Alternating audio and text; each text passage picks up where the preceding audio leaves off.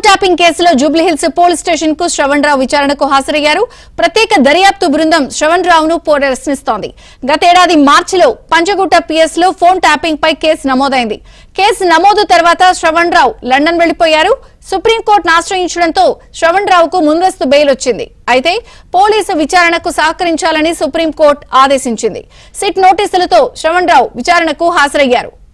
ఇక మరింత సమాచారం మా ప్రతినిధి శశి అందిస్తారు. శశి,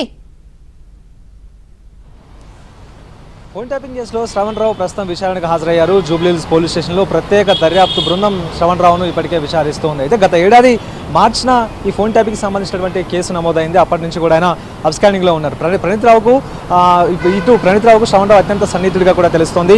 ఫోన్ ట్యాపింగ్ వ్యవహారంలో చాలా కీలకంగా శ్రవణ్ రావు వ్యవహరించినట్టుగా ఇప్పటికే పోలీసులు భావిస్తున్నారు. అందుకు అనుగుణంగానే అప్పటి నుంచి కూడా ఆయన విచారించాలంటూ భావించినప్పటికీ కూడా ఆయన కేసు నమోదైన వెంటనే దేశం విడిచి వెళ్లిపోయారు. ముందుగా లండన్కు వెళ్లారు. లండన్ నుంచి మళ్ళీ అమెరికాకు చేరుకున్నారు. ఇదే సమయంలో శ్రవణ్ రావును తిరిగి దేశానికి రప్పించడానికి రకరకాల ప్రయత్నాలు చేసినప్పటికీ కూడా ఏ ప్రయత్నాలు సత్ఫలితాలు ఇవ్వలేదు. ఒకవైపు లుకౌట్ నోటీస్ జారీ చేశారు, అది వర్కౌట్ అవ్వలేదు. తర్వాత ఇక రెడ్ కార్నర్ నోటీస్ జారీ చేసిన తర్వాత కూడా ఆయన దేశానికి కూడా రాలేదు. మొత్తానికి ఇక హైకోర్టును ఆశ్రయించారు ముందస్తు బెయిల్ కోసం.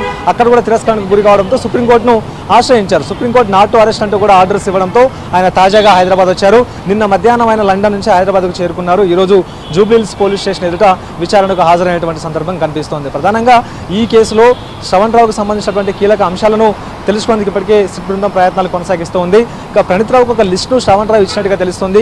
ఎవరెవరు ఆ లిస్టులో ఉన్నారో వారికి సంబంధించినటువంటి ఫోన్లు ట్యాపింగ్ చేయాలంటూ కూడా ఒక లిస్టు రూపొందించి అదంతా కూడా ఇటు ప్రణీత్ రావుకి ఇచ్చినట్టు కూడా తెలుస్తోంది. సో ఎన్ని అంశాల గురించి కూడా ఇటు శ్రవణ్ రావును ప్రత్యేక దర్యాప్తు బృందం విచారించబోతోంది. ప్రధానంగా తను నడుపుతున్నటువంటి ఒక సంస్థలో ఛానల్కి సంబంధించిన ఒక సంస్థలు అందులోనే ప్రత్యేకంగా సర్వర్ రూమ్ని ఏర్పాటు చేసుకుని అక్కడి నుంచే ఈ ఫోన్ ట్యాపింగ్ వ్యవహారం అంతా కూడా పాల్పడినట్టుగా కూడా పోలీసులు ఇప్పటికే భావిస్తున్నారు. ఈ అన్ని అంశాల గురించిగా లోతుగా ఆయన సుదీర్ఘంగా ఈరోజు సాయంత్రం వరకు విచారించే అవకాశం అయితే కనిపిస్తోంది.